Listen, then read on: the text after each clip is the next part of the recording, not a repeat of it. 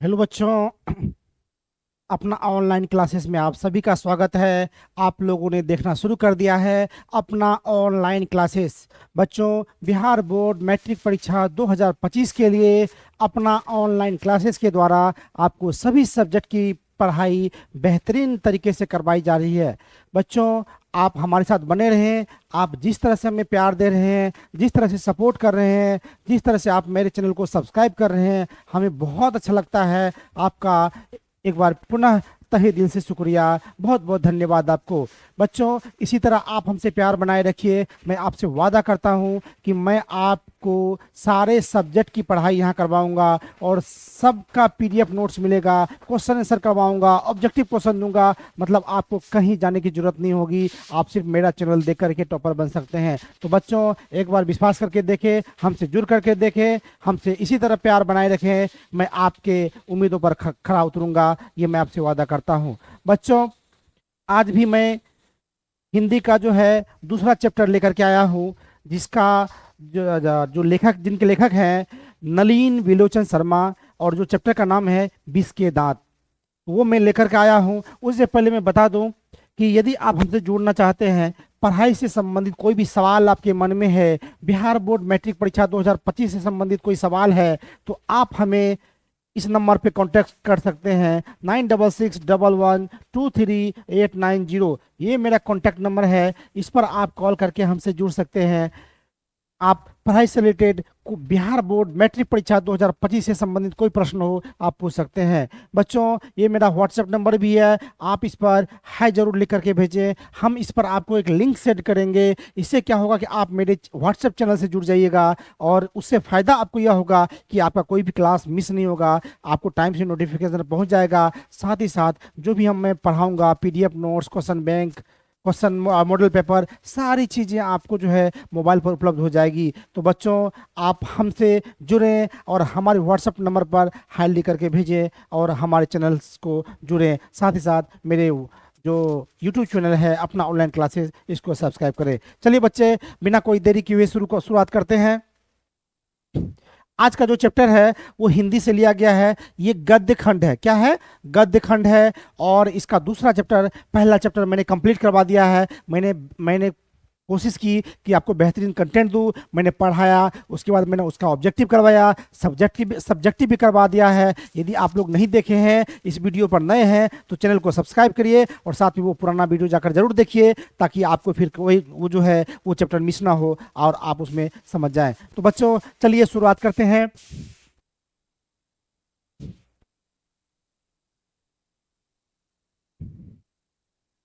हमारा जो हिंदी जो है, वो जो चैप्टर 2 है, उनका जो विष के दांत जो चैप्टर है, गद्य खंड का जो है, इनके जो लेखक हैं वो है नलिन विलोचन शर्मा। क्या है? नलिन विलोचन शर्मा। बच्चे, यह भी बहुत जरूरी होता है कि लेखक परिचय यदि आप बढ़िया से नहीं करते हैं, आप उस पर ध्यान नहीं देते हैं, तो आपका ऑब्जेक्टिव बहुत सारा क्वेश्चन छूट जाएगा। आप जब बोर्ड का एग्जाम दीजिएगा तो आपको पता चलेगा, या क्वेश्चन बैंक देखिएगा तो आपको पता चलेगा कि इससे बहुत सारा क्वेश्चन पूछा जाता है लेखक के जीवन से संबंधित। तो बच्चों, तो चलिए, तो पहली बात कि पहला क्वेश्चन यहां से ये आएगा कि विष के दांत के लेखक कौन है, या लेखक का नाम बताइए, या किसकी रचना है। तो नलिन विलोचन शर्मा। विष के दांत, नलिन विलोचन शर्मा। क्या हो गया? नलिन विलोचन शर्मा। ठीक है, विष के दांत क्या हो जाएगा? नलिन विलोचन शर्मा। चलिए, नलिन विलोचन नलिन विलोचन शर्मा का जन्म 18 फरवरी 1916 ईस्वी में पटना के बदरघाट में हुआ। अब देखिए, यहां से दो क्वेश्चन बनेगा। मैं आपको हर जगह क्वेश्चन मेंशन करूंगा, आप लोग बच्चे उस पर ध्यान दीजिएगा और वो दिमाग में बिठा लीजिएगा, ताकि मैं जब क्वेश्चन बताऊंगा तो आप लोग पहले आंसर बता दीजिएगा। सर हमको पता है, गुरुजी हमको पता है, मैंने यह पढ़ लिया है, आपने बताया था। यहाँ से देखिए क्या पूछा जाएगा कि नलिन विलोचन शर्मा का जन्म कब हुआ। पहला क्वेश्चन क्या होगा कि विष के दांत के लेखक कौन है, या किसकी रचना है। तो नलिन विलोचन शर्मा की, पहला क्वेश्चन। दूसरा, नलिन विलोचन शर्मा का जन्म कब हुआ। तो 18 फरवरी 1916। कब हुआ? 18 फरवरी 1916। कब हुआ? 18 फरवरी 1916 को, याद रखिएगा। दूसरा क्वेश्चन। तीसरा क्वेश्चन, किस राज्य में हुआ? तो बिहार में हुआ। किस राज्य में हुआ? बिहार के। बिहार में किस जगह पे? पटना में। किस जगह में? पटना में। और यदि वहां जगह का नाम पूछ लेगा पटना में तो बदरघाट में। कभी कभी क्या पूछता है कि ऐसे पूछेगा कि नलिन बिलोचन शर्मा का जन्म इनमें से किस राज्यों में हुआ? दे देगा झारखंड, बिहार, मध्य प्रदेश, उत्तर प्रदेश, तो आपको मारना है बिहार। यदि राज्य की बात करेगा तो। यदि कहेगा किस शहर में हुआ तो फिर पटना, उसमें दे देगा पटना, नालंदा, पूर्णिया, दिल्ली, कहीं भी दे देगा तो आपको करना है पटना शहर में हुआ था। फिर कहेगा किस पटना शहर के किस जगह पे हुआ था? तो वहां पे होगा बदरघाट। क्या होगा? बदरघाट। तो इस तरह से क्वेश्चन पूछा जाता है, आपको फंसना नहीं है। ठीक है, तो ये इसमें यहां से क्वेश्चन क्लियर हो गया। चलिए आगे देखते हैं। वे जन्मना, जन्मना का मतलब होता है जन्म से भोजपुरी भाषी थे। यहां भी एक क्वेश्चन बनता है कि वो कौन सी भाषी थे, वो जन्मना कौन सी भाषा बोलते थे? तो आपको बोलना है भोजपुरी। क्या? भोजपुरी। याद हो गया? भोजपुरी। बिहार में तो भोजपुरी फेमस बा। तो आप लोगों को याद रखना है कि जब आप लोग भोजपुरी मूवी भी देखते होंगे, गाना भी सुनते होंगे, तो बिहार में तो, बिहार और यूपी में भोजपुरी तो फेमस है ना? तो बस यहाँ पे ये भी क्या थे कि भोजपुरी भाषी थे, यानी भोजपुरी भी ये बोलते थे और इनका जन्म वहीं पे हुआ था। वे दर्शन और संस्कृत के प्रख्यात विद्वान महामहोपाध्याय पंडित रामावतार शर्मा के ज्येष्ठ पुत्र थे। ज्येष्ठ का मतलब होता है सबसे बड़ा, है ना, बड़ा पुत्र, है ना? तो वो जैसे बोलते हैं ना, आप लोग यदि दो चार भाई होंगे तो बोलेंगे ये मेरा बड़ा बेटा है, आपके पापा बोलते होंगे ये मेरा छोटा बेटा है, ये मेरी बड़ी बेटी है, या ज्येष्ठ पुत्री है, ज्येष्ठ पुत्र है। इस तरह से पूछा जाता होगा आपको। तो बस वही था कि ये जो थे वे दर्शन और संस्कृत के प्रख्यात जो विद्वान थे, महामहोपाध्याय, कौन? पंडित रमावतार शर्मा के ज्येष्ठ पुत्र थे। देखिए यहां से भी दो क्वेश्चन बनेगा। पहला क्वेश्चन कि नलिन विलोचन शर्मा किसके पुत्र थे? तो पंडित रमावतार शर्मा। यहां से भी क्वेश्चन बनेगा और पूछा जाता है बच्चों, केयरफुली देखिए इसको। नलिन विलोचन शर्मा किसके पुत्र थे? तो पंडित रामावतार शर्मा के वो पुत्र थे। और कौन से पुत्र थे? ये भी पूछ देंगे कि नलिन विलोचन शर्मा जो थे पंडित रामावतार शर्मा के कौन से पुत्र थे? ज्येष्ठ थे कि छोटे थे, कनिष्ठ थे? ये पूछ देंगे, तो वहां पे मारना है कि ये ज्येष्ठ पुत्र थे। चलिए अब है कि माता का नाम रत्नावली शर्मा था। फिर यहां से भी एक क्वेश्चन बनेगा कि उनकी माता का क्या नाम था? तो माता का नाम था रत्नावली शर्मा। क्या नाम था? रत्नावली शर्मा। समझ में आ गया? पंडित का पापा का नाम क्या था? पंडित रामावतार शर्मा। और मम्मी का नाम था रत्नावली शर्मा। ठीक है, चलिए। उनके व्यक्तित्व निर्माण में पिता के पांडित्य के साथ साथ उनकी प्रगतिशील दृष्टि की भी बड़ी भूमिका थी।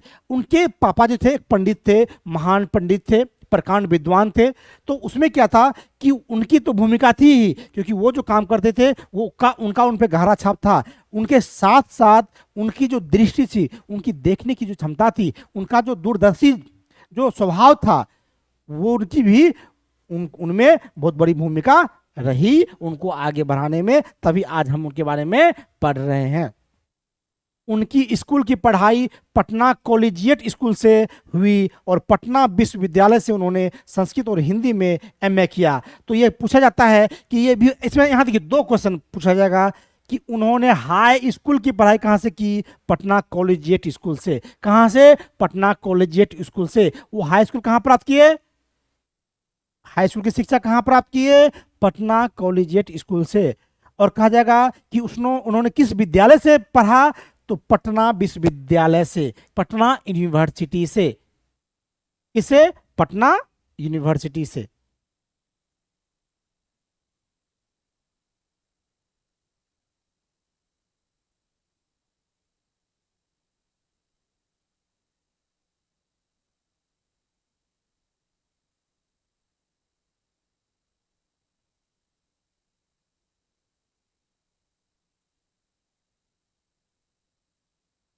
चलिए, तो उन्होंने विश्वविद्यालय कहाँ से जो शिक्षा थी कहाँ से लिया? पटना। कौन सा विश्वविद्यालय से? पटना विश्वविद्यालय से। कौन सा विश्वविद्यालय से? पटना। और हाई स्कूल पटना कॉलेजिएट्स। ठीक है, दोनों में पटना लगा है, लेकिन हाई स्कूल में यदि पूछा जाएगा तो कॉलेजिएट लगा देना है, और यदि विश्वविद्यालय पूछा जाएगा तो पटना विश्वविद्यालय। वो संस्कृत और हिंदी में क्या किए थे? एमए किए थे। क्या किए थे? एमए किए थे। तो यदि पूछा जाए किस विषय में एमए किए थे, तो संस्कृत और हिंदी दोनों विषय में किए थे। अब देखिए, वे हरप्रसाद दास जैन कॉलेज, आरा, रांची विश्वविद्यालय और अंत में पटना विश्वविद्यालय में प्राध्यापक रहे। मतलब देखिए, उन्होंने जो जब पढ़े, उनकी शिक्षा जब उच्च क्वालिटी की हुई, तो वे हरदास दास जैन कॉलेज जो है आरा, यानी आरा में जो है हरदास कॉलेज में वो नौकरी किए। उसके बाद रांची विश्वविद्यालय में भी नौकरी किए। अंत में पटना विश्वविद्यालय में वो लेक्चरर बने, है ना। सन 1959 में वे पटना विश्वविद्यालय के हिंदी विभाग के अध्यक्ष हुए और मृत्यु पर्यंत 12 सितंबर 1961 ईस्वी तक इस पद पर बने रहे। ये भी पूछा जाएगा कि वे पटना विश्वविद्यालय के हिंदी विभाग के अध्यक्ष कब बने, तो सन 1959 में। कब? सन 1961 में।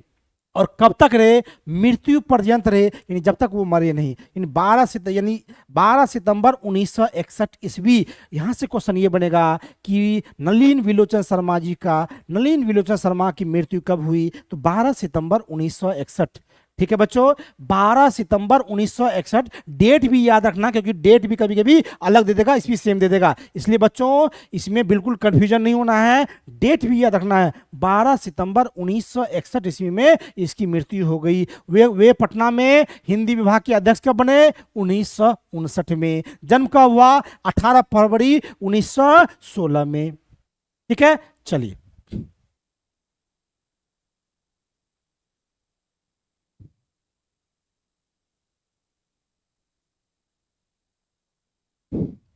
हिंदी कविता में प्रपद्यवाद के प्रवर्तक और नई शैली के आलोचक नलिन जी की रचनाएं इस प्रकार है। दृष्टिकोण, साहित्य का इतिहास दर्शन, मानदंड, हिंदी उपन्यास, विशेषता प्रेमचंद, साहित्य तत्व और आलोचनात्मक ग्रंथ, बिस के दांत और 17 असंग्रहित पूर्व छोटी कहानियां, कहानी संग्रह। केसरी कुमार था नरेश कुमार के साथ काव्य संग्रह, नकेन नकेन के प्रपद्य और नकेन दो सदल मिश्र ग्रंथावली, अयोध्या प्रसाद खत्रिय स्मारक ग्रंथ, संत परंपरा और साहित्य आदि संपादित ग्रंथ है उनका। अब देखिए, यहाँ पर 6-7 ग्रंथ दिया हुआ है, वो आप लोग याद कर लीजिएगा। ऐसा पूछा जाता है कि ये किन की रचना है, इसमें आप लोग कंफ्यूज होइएगा, क्योंकि और भी बच्चों बैटरी खत्म हो गया, 1 मिनट बदल लेते हैं।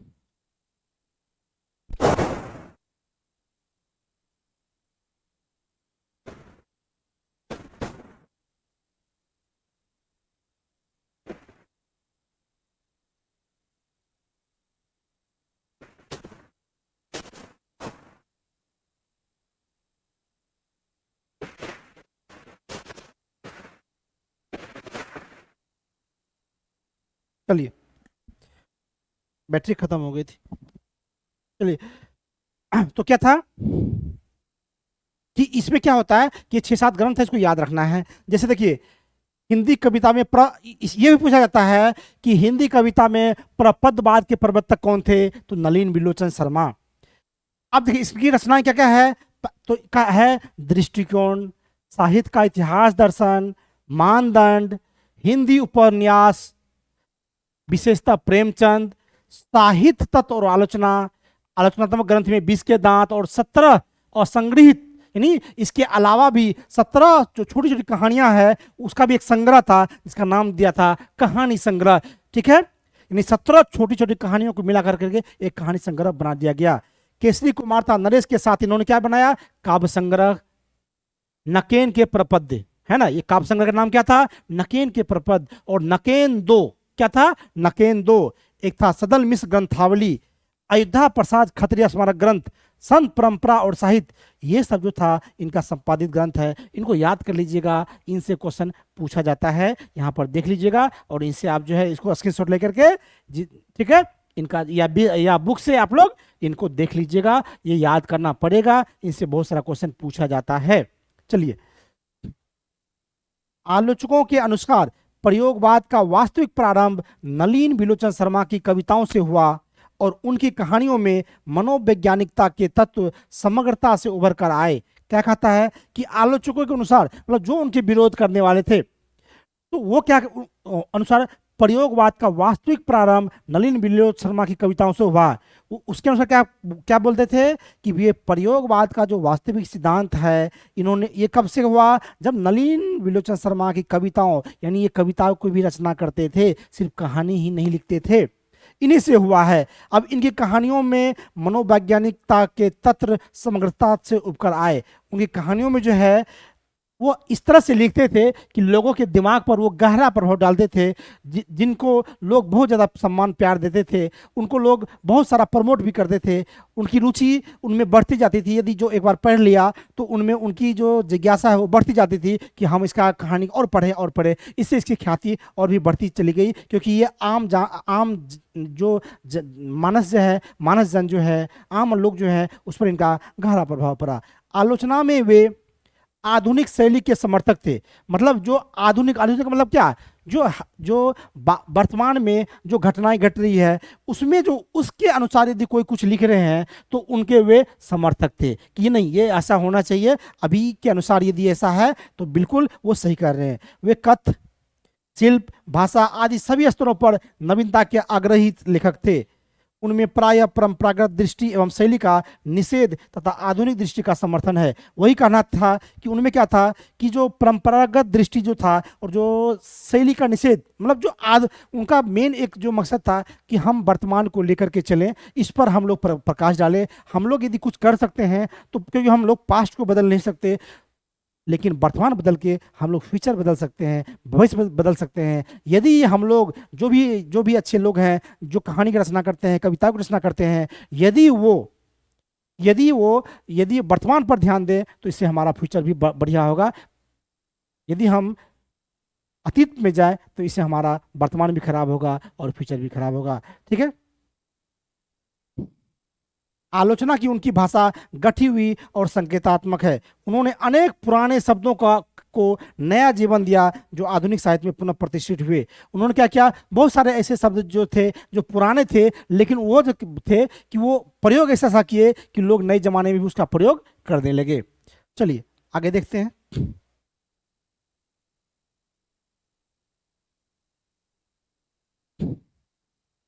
यह कहानी विष के दांत तथा अन्य कहानियां नामक कहानी संग्रह से ली गई है। यानी जो विष का दांत जो है, ये अन्य कहानियां नामक जो है कहानी संग्रह जो है, मतलब कहानी संग्रह। ठीक है।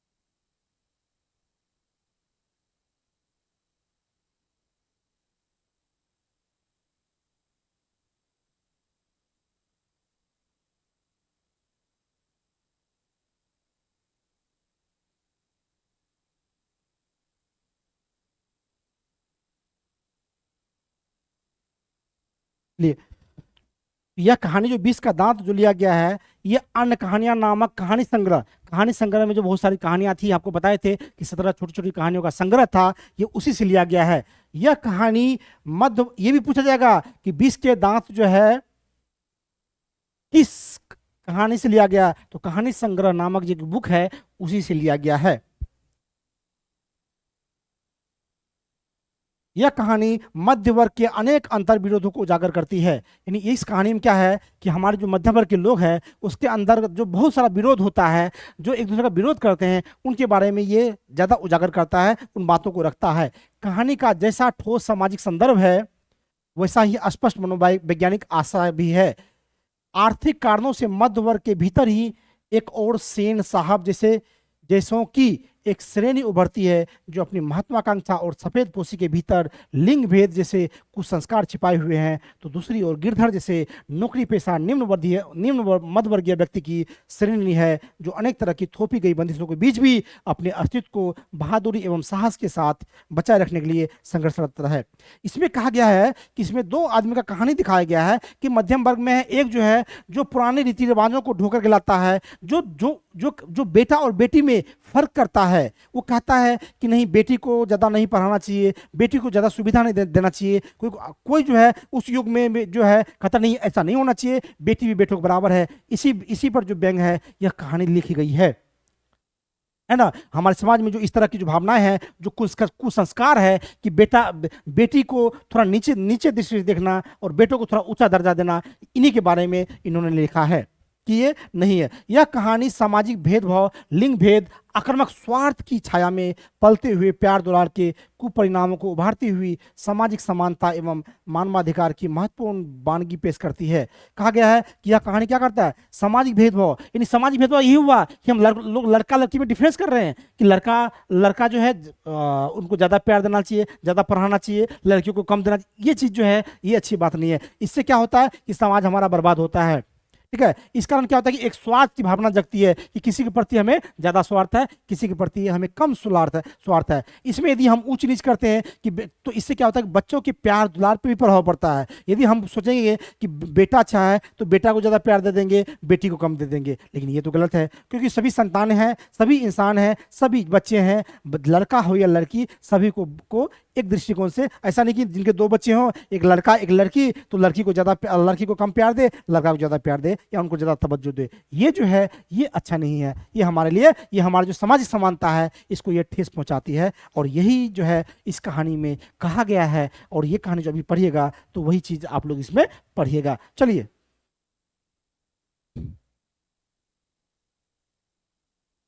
तो कहानी क्या है, विष के दांत। क्या है, विष के दांत। और लेखक है नलिन विलोचन शर्मा, जो आपको याद हो गया होगा। ठीक है, सेन साहब, सेन का मतलब वही नलिन विलोचन शर्मा, सेन साहब, सॉरी ये किसी कैरेक्टर का नाम है, उसका नाम नहीं है। सेन साहब की नई मोटर कार बंगले के सामने बरसाती में खड़ी है, काली चमकती हुई स्ट्रीमल इंड जैसे कोयल घोंसले में की कब उड़ जाए। सेन साहब को इस कार पर नाज है, बिल्कुल नई मॉडल, 7,500 में आई है। अब देखिए यहाँ पर क्या होता है कि सेन साहब की नई मोटर कार। अब क्या होता है कि जो आदमी बड़े होते हैं, जिसको हम लोग अमीर बोलते हैं, वैसे इंसान कोई बड़ा छोटा होता नहीं है, इंसान है, सभी बराबर है। लेकिन हम लोग जो बोलते हैं जिसके पास पैसा हो वो बड़े आदमी बन गए। तो जो पैसे वाले आदमी होते हैं वो क्या करते हैं, उनके पास क्या होता है, वो दिखाने के लिए 2-2 4 गाड़ियां रखेंगे, बड़े महंगे महंगे कार रखेंगे। तो ये बहुत पहले की बात है ना। तो उस समय क्या था कि उनके मोटर बंगले के सामने बरसाती में एक खड़ी थी, काली चमाती हुई कार थी। उसका नाम था स्ट्रीमल इंड। उस जमाने की वो फेमस कार थी। जैसे कोयल घोंसले में जो है ना, क्या था, अपने रहता है, उसी तरह उसको वहां पे था। और पता नहीं वो कब उड़, जैसे है ना कोयल जो है अपने घोंसले से कब उड़ जाए, ऐसा लगता था कि कब वो फिर जो है दौड़ने के लिए निकल जाए।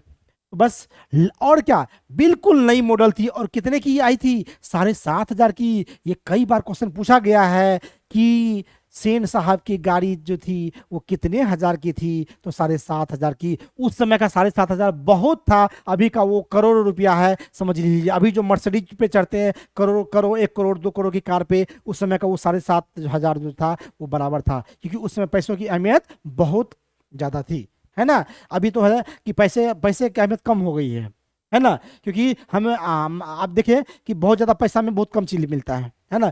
पहले क्या था, पैसे कम पैसे में बहुत चीज़ मिलता था। ठीक है, तो उस समय में 7,500 का बहुत ज़्यादा वैल्यू था। तो ये पूछा जाता है कि कितने कार आई थी, 7,500 की। काला रंग, चमक ऐसी कि अपना मुंह देख लो। वो इतना, गांव घर में यदि नई गाड़ी आए तो उस पर इतना साफ रहता है कि आप जाइएगा तो खुद का मुंह देख लीजिएगा। तो वो गाड़ी भी इतनी चमचमा रही थी कि उसमें आप अपना चाहिएगा तो चाहते तो मुंह देख लेते। कहीं पर एक धब्बा दिख जाए तो क्लीनर और सोपर की सामर्थ्य समझो। मतलब कहीं एक धब्बा दिख जाता था तो वहां पर जो लेबर थे पकड़ के बोलते थे इसको साफ करो, एक धब्बा भी नहीं दिखना चाहिए। मेम साहब की सख्त ताकीद है कि खोखा खोखी गाड़ी के आसपास फटकने ना पाए। मतलब गाड़ी में था कि मतलब गाड़ी को नुकसान पहुंचाने वाले या गाड़ी पर हाथ देने वाले, गाड़ी को खरोच पहुंचाने वाले आसपास ना पहुंचे। यानी मेरा गाड़ी बिल्कुल चमचमाती हुई रहनी चाहिए। लड़कियां तो पांचों बड़ी सुशील हैं, 5-5 ठहरी और 100 भी लड़कियां, तहजीब और तमीज की तो जीती जाती मूर्त ही है। अब देखिए, लड़कियां तो पांचों बड़ी सुशील है।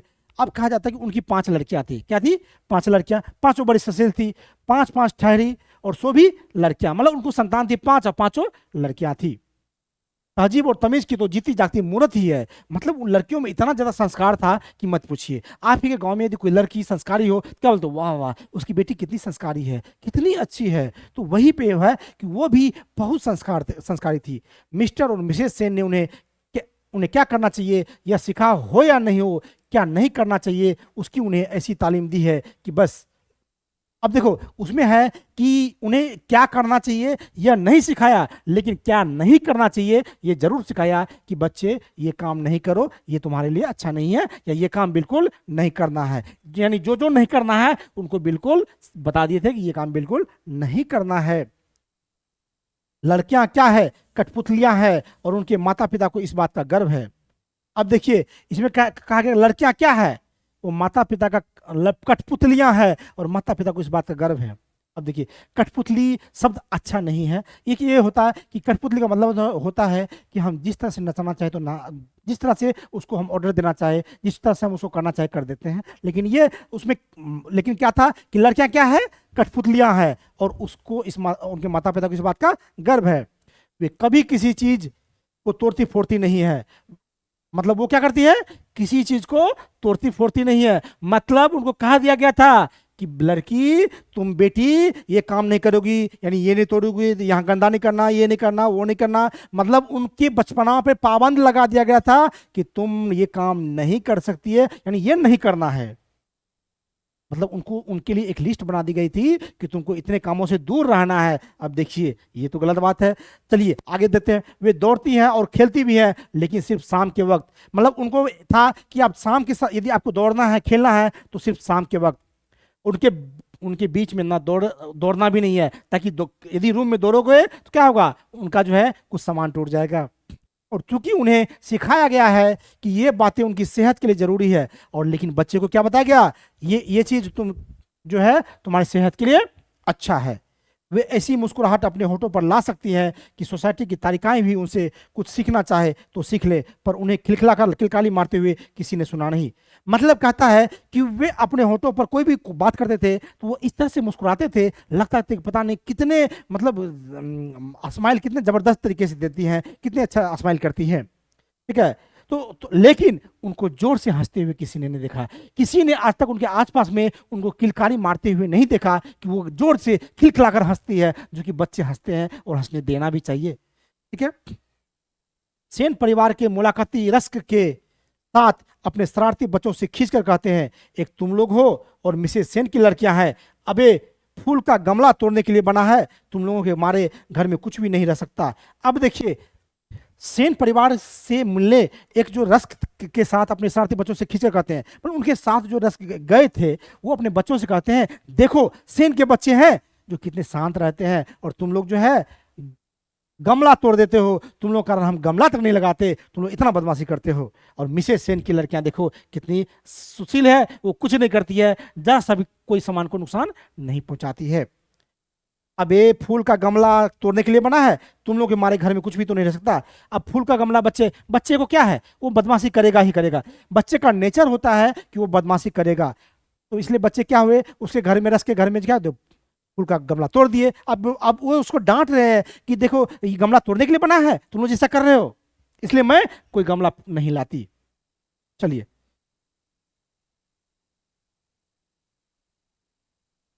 तो जहां तक सेन परिवार की लड़कियों का सवाल है, उसमें मोटर की चमक दमक को कोई खास खतरा नहीं था। लेकिन खोखा भी तो है।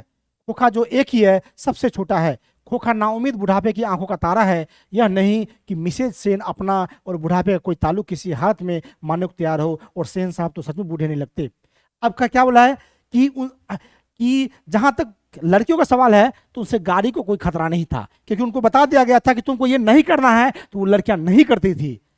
लेकिन यहां पर आता है खोखा, है ना, ये एक परिचय है, एक नाम है। खोखा भी तो है, और खोखा क्या है, एक ही है जो सबसे छोटा है। मतलब ये लड़का है, क्या है, लड़का है। और यहीं से शुरुआत होती है ये कहानी का मेन दास्तान, है ना। 5 लड़कियां हैं जो सुशील है, वो कुछ नहीं तोड़ती है, उनसे उससे गाड़ी को डर नहीं है। लेकिन एक खोखा है जो सबसे छोटा है। खोखा नाउम्मीद बुढ़ापे की आंखों का तारा है।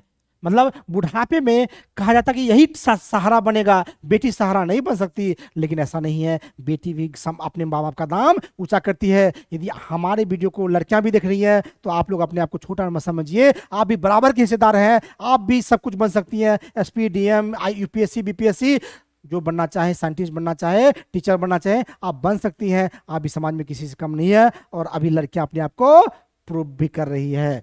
तो लेकिन इसमें एक वही चीज दिखाया गया है कि यहाँ पे क्या करते हैं कि लड़कों को लोग बोलते हैं ये मेरी आंखों का तारा है, ये मेरे बुढ़ापे का सहारा है, यही मेरा। ऐसा नहीं है, लड़कियां भी सहारा होती है, दोनों बराबर है। लेकिन इनमें क्या करते हैं कि वो कहते हैं कि मेरा आंखों का तारा है। यह नहीं कि मिसेस सेन अपना और बुढ़ापे का कोई ताल्लुक किसी हालत में मानने को तैयार हो, और वो, लेकिन उनके मम्मी पापा कभी ये सेन और उसकी पत्नी कभी अपने आप को बूढ़ा समझने को तैयार नहीं थी, और ना ही और वे सचमुच में बूढ़े लगते भी नहीं थे। क्योंकि अमीरों के पास क्या होता है कि धन पैसा ज्यादा होता है, वो उनके पास सुविधाएं ज्यादा होती है, वो खाते पीते अच्छे से हैं, उनको टेंशन कम होता है, इसलिए उनकी जो है वो देखने में थोड़ा स्मार्ट दिखते हैं, बुढ़ापे उनको थोड़ा जल्दी नहीं आता है। गरीबों में क्या होता है कि वो खाने के लिए तरस जाते हैं, उनकी आमदनी उतनी नहीं होती है। तो हमें भी पता है कि हमारे जो वीडियो देख रहे हैं मैक्सिमम उनमें बच्चे गरीब होंगे, तो हार नहीं मानना है, पढ़ना है, और पढ़ करके एक दिन दिखाना कि आप भी वो बन सकते हैं जो समाज में बड़े बड़े बच्चे लोग के बच्चे बनते हैं, आप भी उनसे ज़्यादा आगे जा सकते हैं। तो बच्चे हार ना माने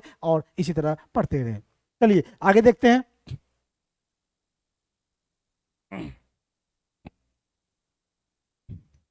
लेकिन मानने लगने की बात छोड़िए, हकीकत तो यह है कि खोखा का आविर्भाव तब जाकर हुआ था जब उसकी कोई उम्मीद दोनों को बाकी नहीं रह गई थी।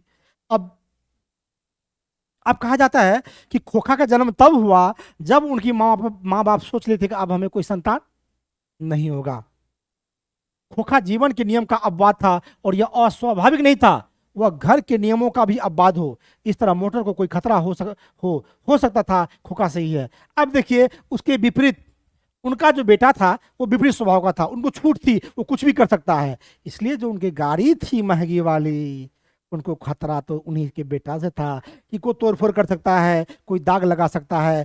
इसलिए क्योंकि उनको छूट थी, उनको उनको इस तरह जो है तवज्जो दी गई थी कि तुमको जो तुम चाहो तो खिलखिला के हंस सकते हो, रूम में दौड़ना चाहो तो दौड़ सकते हो, जो करना है कर सकते हो। उनको उनको खुली छूट थी, इसलिए डर भी उनसे था कि गाड़ी को कहीं ये दाग न लगा दे, कहीं ये तोड़फोड़ न कर दे। चलिए, बात ऐसी थी कि सीमा, रजनी, आलो, शेफाली, आरती पांचों हुई। ये पांचों बेटी का नाम है, सीमा, रजनी, आलो, शेफाली, आरती पांचों। उनके लिए घर में अलग नियम थे, दूसरी तरह की शिक्षा थी, और खोखा के लिए अलग दूसरी। अब देखिए कहा गया बेटा, अब देखिए यहाँ तक कि पढ़ाई में भी अलग, मतलब यानी ज्ञान की बातों में भी अलग अलग, बेटी को अलग ज्ञान दिया गया और बेटा को अलग दिया गया। मतलब आपके लिए ये बना है और आपके लिए बना है। देखिए हमारे समाज में कितनी तरह की पहले कुरीतियां थी, अभी भी कुछ मात्रा में है, जो बहुत कम होती जा रही है। तो उसमें क्या थे कि उनके लिए अलग नियम थे, खोखा के लिए अलग नियम था, और उनकी बेटी के लिए अलग नियम था।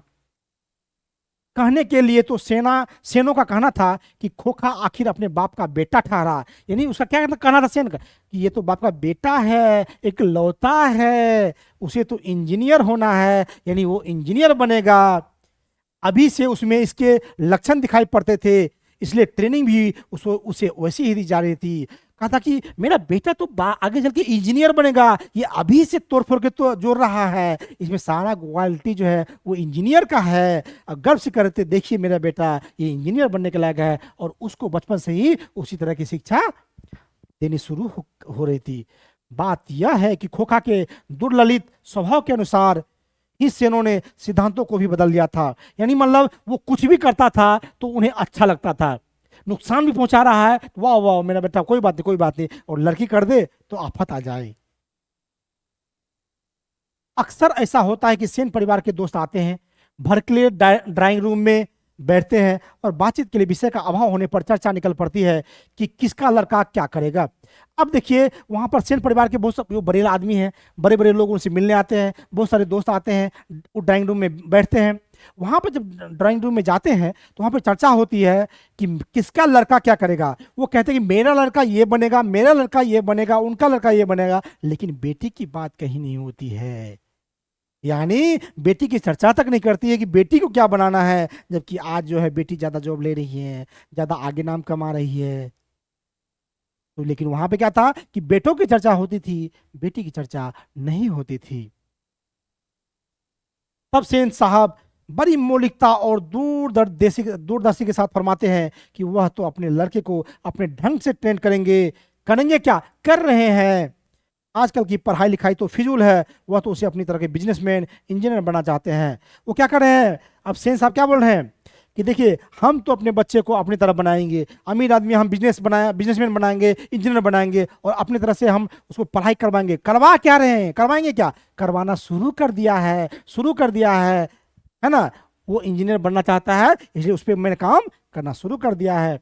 अब देखिए ना, सेन साहब कहते हैं खोखा 5 साल का हो रहा है, लोग कहते हैं उसे किंडरगार्टन स्कूल में भेज दो, लेकिन मैंने अभी यही इंतजाम किया है कि कारखाने का बढ़ई मिस्त्री 2-1 घंटे के लिए आकर उसके साथ कुछ ठोक पीट क्या करे। इससे बच्चे की उंगलियां अभी से औजारों से वाकिफ हो जाएगी। हिंदुस्तानी लोग यही नहीं समझते। अब देखिए वो क्या सोच रहे हैं कि कोई बोल रहा था कि देखिए वहाँ का जो फेमस जो स्कूल है किंडरगार्टन, उसमें आप बच्चे को क्यों नहीं देते हैं। लेकिन मैं ऐसा नहीं करूंगा, मैं उनसे अलग करूंगा। मेरा बच्चा जो खुका है वो 5 साल का हो रहा है, मैं क्या करूंगा, मैं उनको अभी से हमारे जो फैक्ट्री के जो बढ़ई है और इंजीनियर है वो आएंगे, उसको अभी से ठोक पीट सिखाएंगे, ताकि क्या होगा, वो कम उम्र में ही इंजीनियर बन जाएगा और अपने काम को संभाल लेगा, है ना। उसके स्कूल जाने की जरूरत नहीं पड़ेगी, है ना। और हिंदुस्तानी लोग यही नहीं समझता है, हम लोग समझ रहे हैं, इसलिए बच्चे को अभी से करवा रहे हैं। चलिए,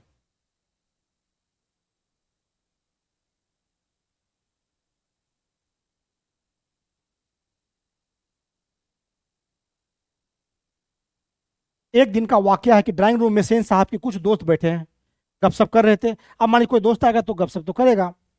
उनमें एक साहब साधारण है, हैसियत के अखबारनवीस थे, और सेनों के दूर के रिश्तेदार भी होते थे। अब उनमें एक साधारण जो थे, एक साहब जो थे वो साधारण, कुछ दोस्त आए थे, उसमें एक लोग जो थे साधारण सिंपल आदमी थे, वो है ना, वो उनके दूर के रिश्तेदार थे। साथ में उनका लड़का भी था, उनके साथ उनका लड़का आया था, जो जो था तो खोखा से भी छोटा। अब देखिए वो उम्र में 5 साल से कम था, यानी छोटा, खोखा से छोटा था, पर बड़ा समझदार और होनहार मालूम पड़ता था। लेकिन देखने में वो इससे ज्यादा टैलेंटेड लगता था गरीब का बच्चा। अभी अमीर से ज्यादा गरीब के बच्चे टैलेंटेड होते हैं, क्योंकि उनको उनमें हर चीज का अभाव होता है, पैसे का, वो अभाव में जीते, इसलिए वो मेहनत करते हैं। तो उनका लड़का जो था तो इसे उम्र में छोटा खोखा से, लेकिन इसे तेज था, इससे टैलेंटेड था। किसी ने उसकी कोई हरकत देखकर उसकी कुछ तारीफ कर दी, और उन साहब से पूछा कि बच्चा स्कूल तो जाता ही होगा। अब देखिए, अब ग्रुप में है, उनके साथ उसका बेटा आया है, तो और जो दोस्त थे वो सब उसका तारीफ कर दिया, ये किसका बच्चा है, ये तो बहुत ही तेज है, ये तो आपके बच्चे से भी तेज लग रहा है, ये तो उसको अच्छा नहीं लगेगा खोखा के पापा को। इसके पहले कि पत्रकार महोदय कुछ जवाब देते, सेन साहब ने शुरू किया, मैं तो खोखा को इंजीनियर बनाने जा रहा हूं। और वे ही बातें दोहराकर वे थकते नहीं थे। मतलब इससे पहले कि उनके पत्रकार, मतलब पत्रकार महोदय जो थे, उनका जो बेटा था, छोटा मोटा पत्रकार थे, वो जो कुछ बोलते अपने बेटे के बारे में, उसे पहले ही बीच में ये बोल दिए, वो जो बनाए बनाए, हम तो अपने बेटे को इंजीनियर बनाने जा रहे हैं, हमने शुरू कर दिया है इंजीनियर बनाना, है ना। पत्रकार महोदय चुप मुस्कुराते रहे, वो चुपचाप सुनते रहे, क्योंकि उसको पता था कि इनके बेटे तो हमारे बेटे के सामने में कुछ नहीं है, मेरा बेटा तो तेज है, लेकिन बोलने तो बड़े आदमी है। जब उनसे फिर पूछा गया कि अपने बच्चे के विषय में उनका क्या ख्याल है, तब उन्होंने कहा कि मैं चाहता हूं कि वह जेंटलमैन जरूर बने, और वह जो कुछ बने उसका काम है, उसे पूरी आज़ादी रहेगी। सेन साहब इस उत्तर के शिष्ट और प्रसन्न व्यंग पर ऐड कर रह गए। फिर अब क्या किए, सेन साहब तो बीच में बोल दिए हम अपने बच्चों को इंजीनियर बनाएंगे, उसको बोलने नहीं दिए। फिर वो बच्चे बगल के जो साहब थे, उसको लग रहा था कि इनके बच्चे कहाँ पढ़ते हैं, क्या करते हैं, क्या बनना है, इनसे पूछते हैं। तो ये बोलते हैं, क्या बोलते हैं, उन्होंने मुस्कुरा के जवाब दिया कि अपने बच्चे के विषय में उनका क्या ख्याल। तो उन्होंने क्या कहा कि मैं चाहता हूँ कि वो जेंटलमैन जरूर बने, मतलब अच्छा आदमी बने, और जो कुछ बने उसका काम है, मतलब जो बनना चाहे बने, उसे पूरी आज़ादी रहेगी। यानी मतलब जो बनना होगा, इंजीनियर, डॉक्टर, बिजनेसमैन, जो करना होगा मैं उसे आज़ाद कर रहा हूँ कि तुम बाबू करो जो काम तुम्हें अच्छा लगे, बशर्ते उससे किसी की बुराई ना हो या किसी को नुकसान ना पहुंचे, तुम कर सकते हो, तुम्हें आज़ादी है। यह जो उत्तर दिया, ये सेन साहब को पसंद नहीं आया। वो कहते हैं कि वो तो अंदर से उठ गया, क्या बोल रहा है, इसे कुछ पता नहीं है, इसको आजादी क्या बनेगा था, कुछ नहीं बनेगा, अंदर से वो ऐठ रहा था जिसे कुछ नॉलेज नहीं है। देखिए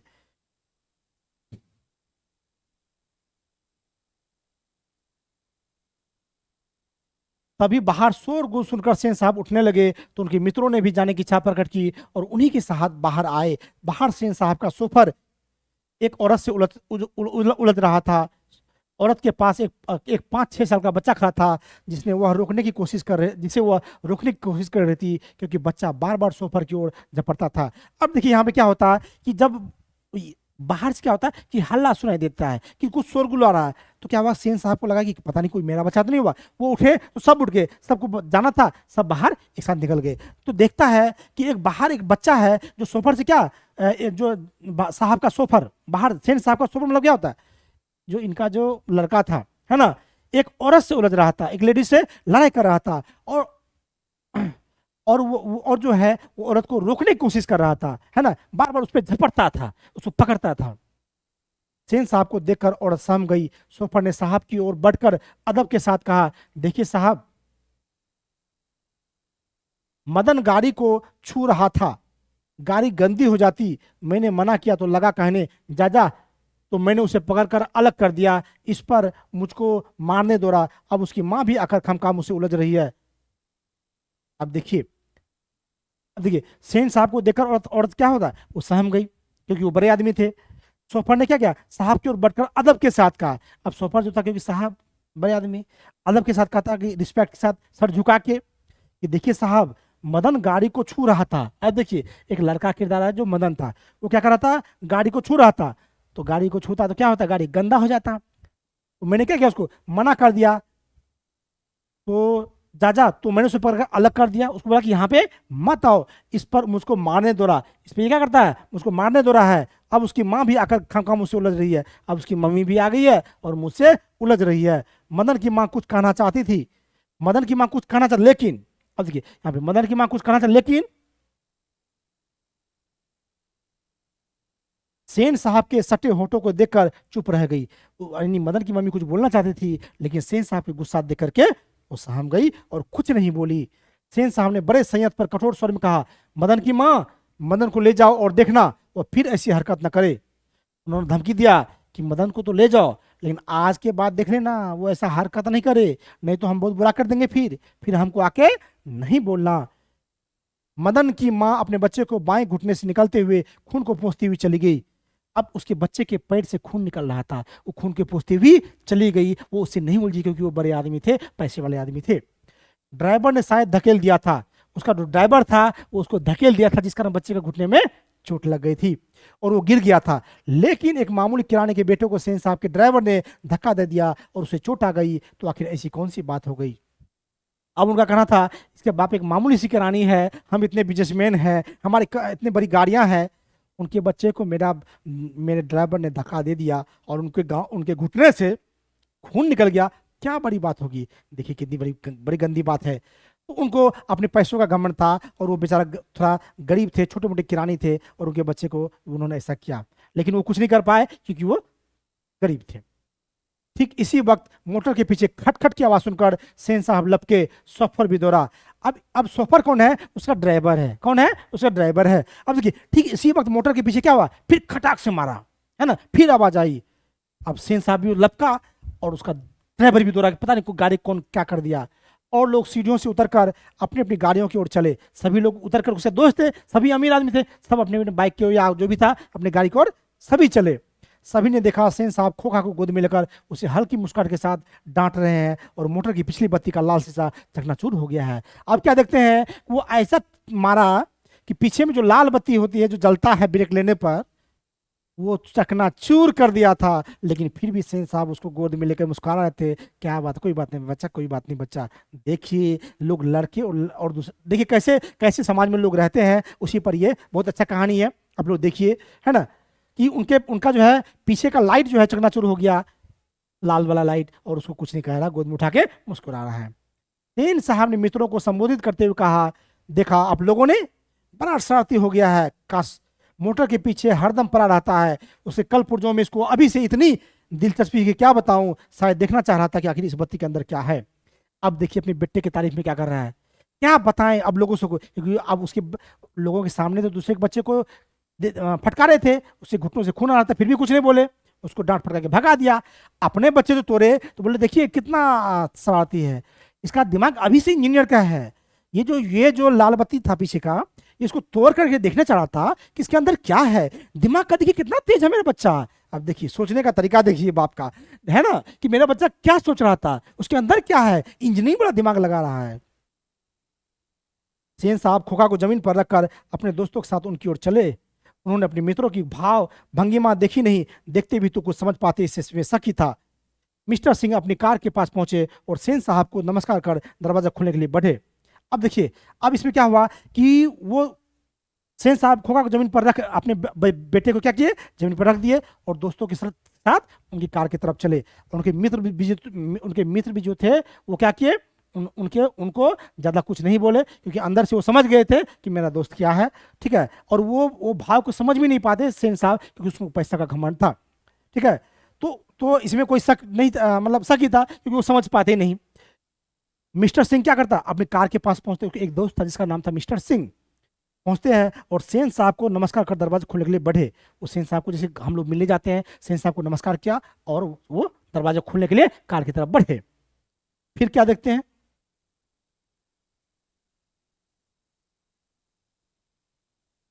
फिर रुक गए। उनकी निगाह अचानक ही अगले चक्के पर पड़ गई थी।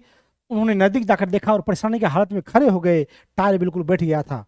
अब वो फिर देखा और फिर बाहर निकलता है, देखा कि उनका टायर पंचर हो गया था। और पंचर कौन किया होगा अब तो आगे पता चलेगा, और आप लोग को पता भी चल गया होगा। देखता तो अरे मेरे गाड़ी तो हवा निकल गया है। अब उसको परेशान हो गया, अब क्या करेंगे, कैसे जाएंगे, शायद पंक्चर हो गया था। फिर साहब भी आगे बढ़ाए और कुछ झिझकते हुए बोले, कहीं ऐसा तो नहीं कि कासू ने हवा निकाल दी हो, है ना। अपने बेटे को के बारे में बोलते हैं कि ऐसा तो नहीं कि उसी ने हवा निकाल दिया हो। ड्राइवर जरा दूसरे चक्कों को भी देख लो और पंप ले आकर हवा भर दो, और हाँ कुर्सियां लोन में लगवा दो, तब तक हम यहाँ बैठते हैं। अब वो कहते हैं कि देखो तो ड्राइवर को कि इसका जो है दूसरा चक्का भी चेक कर लो, यदि हवा निकल रहा है तो भर दो और वहां पर कुर्सियां लगा दो, हम लोग लोन में जाकर के सब दोस्त तब तक बैठते हैं। ड्राइवर ने कार का चक्का लगाकर सूचना दी कि दूसरी ओर के पिछले चक्के की भी हवा निकली हुई थी। काम काम तो कासू बाबू का ही मालूम पड़ता है, इधर ही खेल रहे थे, सोफर ने बताया और पंप लगा लाने चला गया। अब वो क्या बोलते हैं ड्राइवर, काम तो साफू बाबू का ही है, उसी ने किया है, और सभी और दूसरे चक्का की भी हवा निकल दिया क्योंकि वही यहाँ अभी खेल रहा था। मुखर्जी साहब की गाड़ी सकुशल थी और वो अपने और पत्रकार महोदय के परिवार के साथ चलते बने। एक थे मुखर्जी साहब, वो उससे गाड़ी में कुछ नहीं हुआ था, वो अपने और पत्रकार महोदय को अपने बिठाया और साथ चलते बने। सेन साहब और मिस्टर सिंह लॉन की कुर्सियों पर बैठकर बातें करते रहे। बातों के सिलसिले में ही सेन साहब ने बतलाया कि कासू ने इधर कच्चकों से हवा निकालने के हिकमत जान ली थी और मौका मिलते ही शरारत कर गुजरता था। उनका अपना ख्याल था कि उसकी इन हरकतों को देखकर तो यह साफ मालूम होता था कि वह इंजीनियर में उसकी दिलचस्पी है। अब कहते हैं कि इधर क्या करता था मेरा बेटा, वो जो है गाड़ियों का हवा निकाल देता था। तो मुझे लगा कि वो ये भी जानना चाह रहा था कि हम टायर का यदि हवा निकाल दो तो इसमें क्या होता है। यानी इनका दिमाग इंजीनियर वाला है और बिल्कुल इंजीनियर जैसा हरकत कर रहा है, इसलिए मैं सोच रहा हूँ कि इसको इंजीनियर ही बनाऊंगा। इसी तरह की दूसरी बेमतलब की बातें होती रही जब तक कि चक्कों में पंप नहीं हो गया और मिस्टर सिंह रुखसत नहीं हो गए। अब जब तक मिस्टर सिंह जा गए नहीं तब तक वो अपने बेटे की और तारीफ पे तारीफ करते जा रहा, जबकि उसके बेटे में सारी चीजें खराबी थी, ये कमियां थी, और उनका पापा उनका बड़प्पन बता रहे थे। चलिए,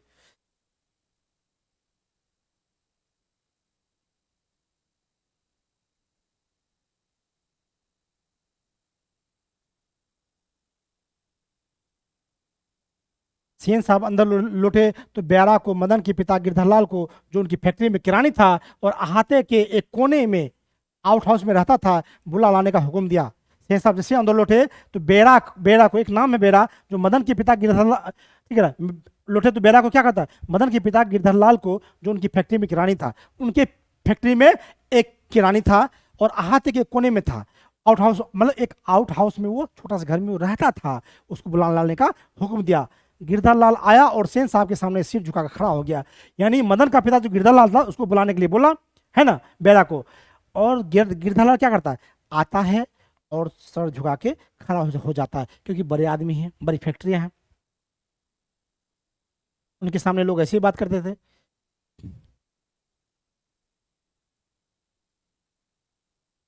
जैसे खून के जुर्म में कैदी जज के सामने खड़ा हो, सिंह साहब ने ठंडी बेलोस आवाज में कहना शुरू किया, देखो गिरधर, मदन आजकल बहुत शौक हो गया है। मैं तुम्हारी और उसकी भलाई चाहता हूँ।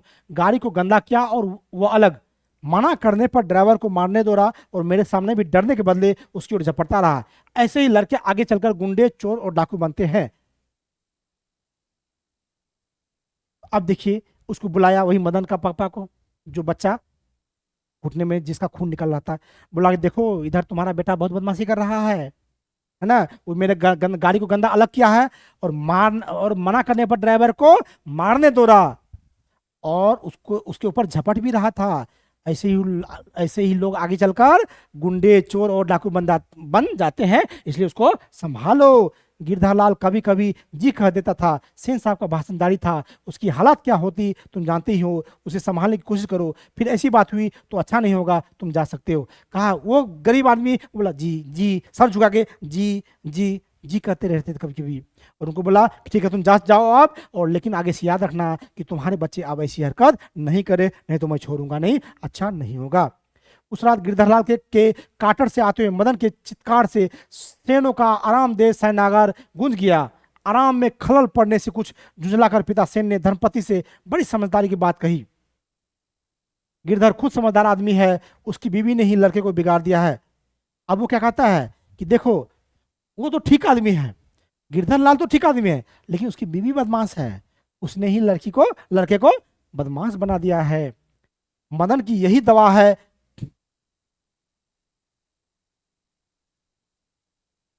मेरी तो तबीयत हुई थी मेरी तो तबीयत हुई थी कि कमबख्त की खाल उधेड़ दूं। गिरधर ने ऐसी कड़ाई जारी रखी तो शायद ठीक हो जाए। क्या कहते कि मेरा तो ऐसा मन किया था कि उसका खाल निकाल दे, चमड़ी निकाल दे, ऐसा मारे उसको। लेकिन गिरधर उसका इलाज किया होगा, वो बहुत स्ट्रिक्ट आदमी है। Spare the rod and spoil the child, वो है ना, वो इंग्लिश में उसको बोलते हैं, क्योंकि बड़े बड़े लोग इंग्लिश बोलते हैं, है ना।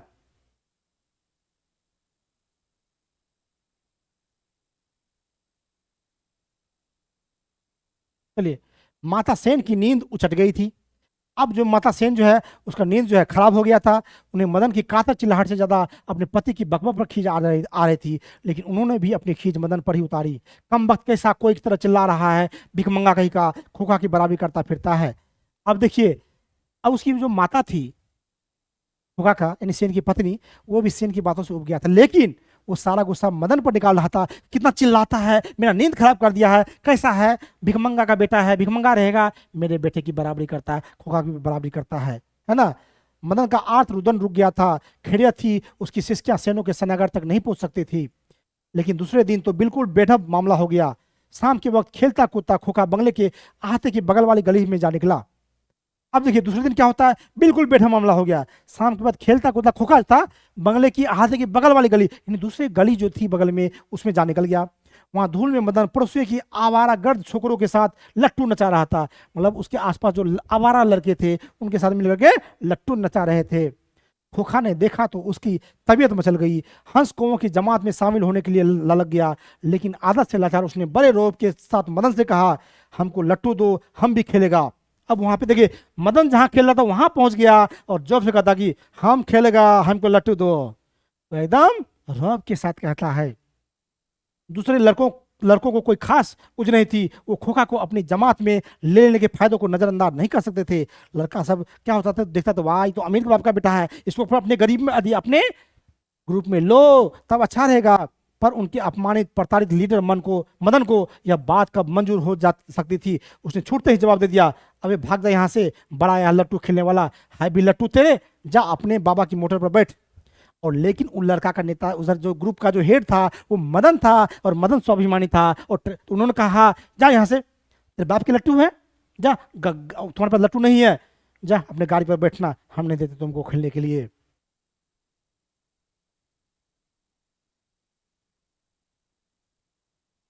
काश तेईस में आ गया, कासू तेईस में आ गया ना, गुस्सा आ गया, वह इसी उम्र में नौकरों पर, अपनी बहनों पर हाथ चला देता था। और क्या मजाल कि उसे कोई छू, उसे कुछ कर दे।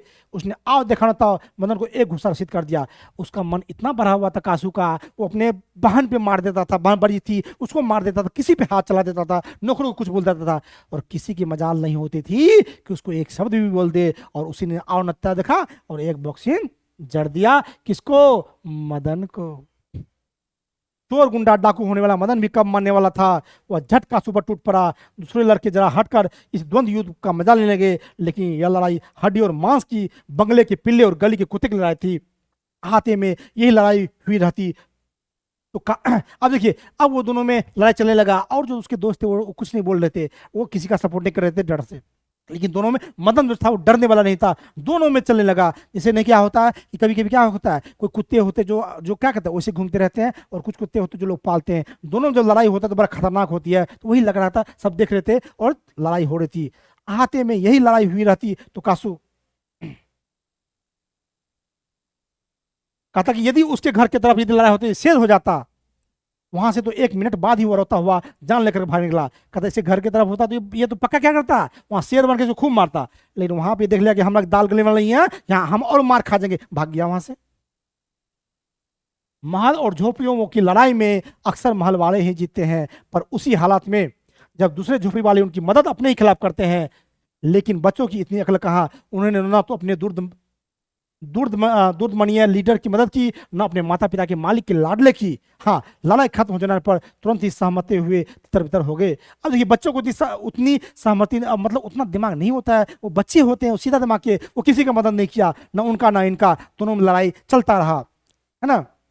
और क्या कहता है कि अक्सर यदि लड़ाई महल वाले और झोपड़ी वाले में हो तो महल वाले ही जीतते हैं। लेकिन यहाँ पर क्या था, दोनों, लेकिन जब पर उसी हालत में जब दूसरे झोपड़ी वाले उनकी मदद अपने खिलाफ ही करते हैं। यानी क्या करते हैं, दूसरे मदद यदि झोपड़ी वाले के खिलाफ कर दे तो महल वाले जीत जाते हैं, लेकिन झोपड़ी वाले के सपोर्ट झोपड़ी वाले कर दे तो महल वाले को भी परेशानी हो जाती है। यानी जो गरीब हैं, अब मान लीजिए आप ही लोग गरीब बच्चे होंगे और आप लोग का ग्रुप होगा, कोई अमीर बच्चा क्या पे रौब जमाए और आपका दोस्त आपका सपोर्ट कर दे तो कुछ नहीं कर पाएगा, है ना। तो वही बात होती है ना, कि यदि झोपड़ी वाले के साथ झोपड़ी वाले खड़े हो जाए तो महल वाले कुछ बिगाड़ नहीं सकते। चलिए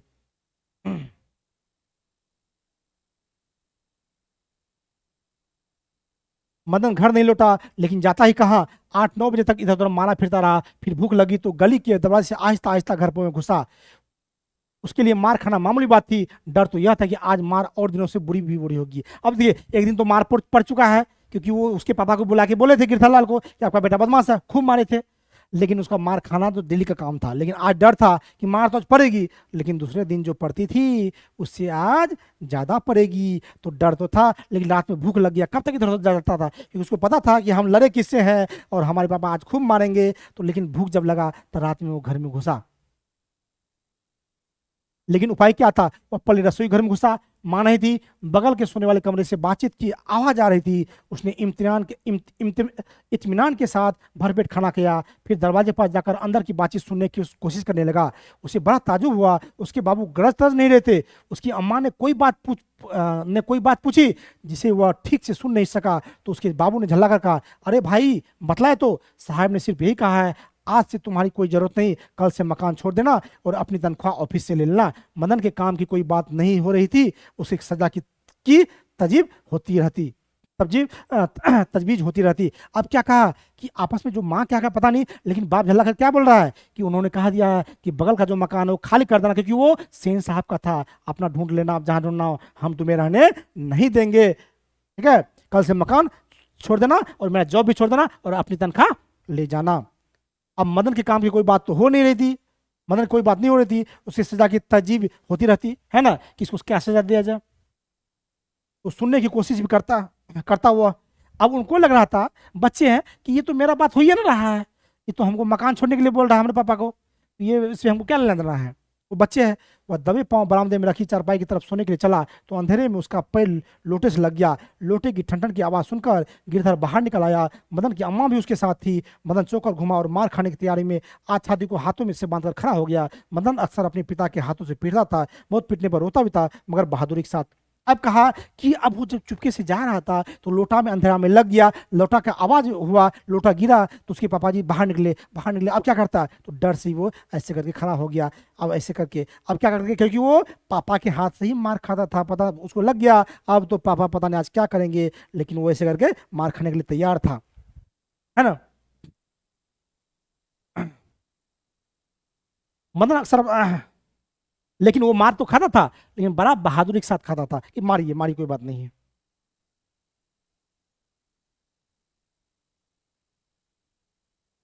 गिरधर निस्सहाय निष्ठुरता के साथ मदन की ओर बढ़ा। मदन ने अपने दांत भींच लिए। गिरधर मदन के बिल्कुल पास आ गया था कि अचानक वो ठिठक गया। उसके चेहरे से नाराजगी का बादल हट गया। उसने लपक कर मदन को हाथों से उठा लिया। मदन हक्का बक्का अपने पिता को देख रहा था। उसे याद नहीं उसके पिता ने कब उसे इस तरह से प्यार किया था। अगर कभी किया भी था तो गिरधर उसे उसी बेपरवाही, उल्लास और गर्व के साथ बोल उठा जो किसी के लिए भी नौकरी से निकाले जाने पर ही मुमकिन हो सकता है। शाबाश बेटा, एक तेरा बाप है और तूने तो बे खोखा के 2 दांत तोड़ डाले। हा हा हा हा हा। अब कहता है कि बाबू गोद में उठा लिया। आज तो अचानक उसका सब विपरीत हो रहा था। उसको जो मार पड़ती थी, आज वो मारा नहीं, उसके पापा गोद में उठा लिया। बोला शाबाश बेटा, आज जो उसका कोई बाल बांका नहीं कर सकता था, आज तो तूने उसका 2 दांत तोड़ दिया। हमें तुम पर गर्व है, बहुत गर्व है, बहुत गर्व है। और उसको सीने से लगा लिया, गोद में उठा लिया और उसको प्यार देने लगा। तो, तो बच्चों, तो ये जो है यही पर ये इसका कहानी का मतलब क्या है कि यदि एक गरीब और अमीर के बीच खाई दिखाई गई है कि अमीर जिसके पास पैसे ज़्यादा हो जाते हैं वो किस तरह का प्रताड़ना करते हैं, किसी को प्रताड़ित करते हैं, किसी को अपने बच्चे को किस तरह से देखते हैं, लड़का लड़के में किस तरह का भेद करते हैं। यहाँ पे 2-3 बातें सीखने को मिली। पहली बात कि यदि जो गलत है, चाहे अमीर के बच्चे हो, गलत का बच्चे हो, यदि अमीर के बच्चे भी गलत करते हैं तो उसका विरोध करना सीखिए। सर झुका के हाँ में हाँ नहीं मिलाइए। आप भी गलत काम नहीं कीजिए, किसी से मारपीट नहीं कीजिए, लेकिन इसका मतलब ये नहीं कि आपके साथ कोई अन्याय कर दे। आप आप गलत नहीं है तो किसी किसी का गलत सुनिए नहीं। आप उनको बोले कि मैं गलत नहीं हूं तो नहीं सुनूंगा। ये इससे क्या होता है कि आपके बीच ये खाई नहीं होनी चाहिए कि आप गरीब हैं, आपको कोई दबा दे। आप अपने हक के लिए लड़िए। में दिखाया गया कि जो जो अमीर होते हैं गरीब पर किस तरह करते हैं, गरीब के बच्चों के साथ किस तरह करते हैं, लड़का लड़के भी किस तरह भेदभाव करते हैं। तो ये हमारे समाज में नहीं होना चाहिए। लड़का हो या लड़की, सभी बराबर है, सभी एक दूसरे के पूरक है, हमारे समाज के लिए सभी जरूरी है। सभी आज सब कुछ बन रही है, साइंटिस्ट, डॉक्टर, सब कुछ बन रही है, लेडीज भी बन रही है। तो बच्चों, मैं उम्मीद करता हूँ कि आप लोग भी ऐसा करेंगे, अपने बहनों से भेदभाव नहीं करेंगे। आपके जो आगे चल के आप लोग शादी विवाह करेंगे तो अपने बच्चों से भी ऐसा नहीं करेंगे, बराबर का भाव रखेंगे। सभी समान है, अमीर गरीब भी समान है, अपने हक के लिए लड़ेंगे, अच्छा से पढ़ेंगे। तो बच्चों, मैं उम्मीद कर रहा हूँ कि आज आपको यह चैप्टर बहुत अच्छा से समझ में आया होगा। तो बच्चों, एक नई उम्मीद के साथ कि आप लोग मेरे चैनल को जरूर लाइक करेंगे, कमेंट करेंगे और शेयर तो जरूर करेंगे, और शेयर करके सब्सक्राइब जरूर करेंगे। जो प्यार दे रहे हैं जरूर देंगे। कोई दिक्कत होगा तो एक बार फिर मेरा कॉन्टैक्ट नंबर है 96611123 890। इस पर आप कॉल कर सकते हैं या हाई लिख करके भेजिए, हम आपको लिंक भेजेंगे। हमारे व्हाट्सएप चैनल से जुड़ जाइएगा। तो बच्चों, आज का यह क्लास बस इतना ही। मिलते हैं अगले क्लास में ऑब्जेक्टिव और सब्जेक्टिव क्वेश्चन आंसर के साथ। तब तक के लिए बच्चों लेते हैं आप लोगों से विदा, और तब तक मेरा वीडियो देखते रहिए और मैं फिर कल आ रहा हूँ। तब तक के लिए बच्चों नमस्कार, धन्यवाद।